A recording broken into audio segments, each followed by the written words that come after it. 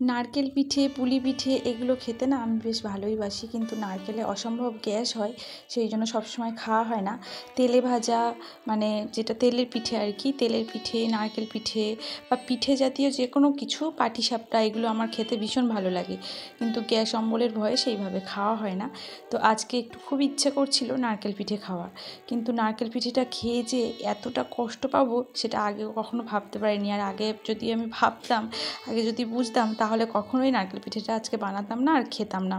নারকেল পিঠে খেয়ে আমি প্রায় জমির দুয়ার থেকে ফিরে এসেছি বলতে পারো। তো যাই হোক, এদিকে দেখো নারকেল কুড়িয়ে দিল আমার হাজব্যান্ড, আর এদিকে নারকেলটা ছাই মেরে নিয়েছি, নিয়ে নারকেল পিঠেটাও তৈরি করে নিচ্ছি। আমার বাড়িতে এই নিয়ে আমি 3বার নারকেল পিঠে বানালাম। মানে একটা দুধ পুলি বানাই, একটা সেদ্ধ পিঠে বানাই। দুধ পুলিটা আমি খুব একটা ভালোবাসি না, আমি সেদ্ধটাই ভালোবাসি, আর আমার মেয়ে আর আমার হাজব্যান্ড দুধ পুলিটাই খায়।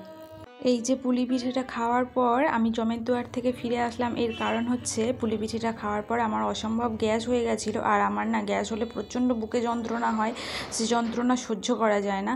তো যাই হোক, এটা খাওয়ার পর আমি হসপিটালেও ভর্তি হয়েছিলাম, 4-5টা ইঞ্জেকশান নিয়েছি, একটা স্যালাইন নিয়েছি, তাও যন্ত্রণা কমছিল না। আবার ডাক্তার দেখিয়ে প্রচুর ওষুধ খেয়ে তারপর একটু যন্ত্রণাটা কমেছে, কিন্তু এখনও যন্ত্রণাটা হয়েই যাচ্ছে, খুব একটা কমেনি। তো আজ 2 দিন এই নিয়ে, জানি না কবে যন্ত্রণা কমবে আর কবে শরীরটাও ঠিক হবে।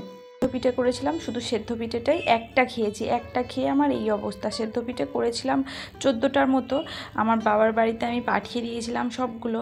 একটা আমি পিঠে খেয়েছি, খেয়েই আমার এই অবস্থা হয়ে গেছিলো। তাহলে ভাবতে পারছো যদি আমি দুধ পুলি খেতাম আমার অবস্থাটা কেমন হতো।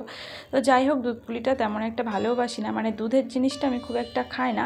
যাই হোক, পিঠেগুলো কিন্তু খেতে সবই ভালো হয়েছিল। এই যে দেখো, আমার সেদ্ধ পিঠেটাও রেডি হয়ে গেছে, আর এই যে দুধ পুলিগুলোও কিন্তু আমার রেডি হয়ে গেছে। আর একটা টিফিন বক্সে করে সেদ্ধ পিঠে আর দুধ পুলিও আমার বাপের বাড়িতে পাঠিয়ে দিলাম। তো আজ ভিডিওটা কেমন লাগলো জানিও। আজ এই পর্যন্ত, সবাই ভালো থেকো, টাটা।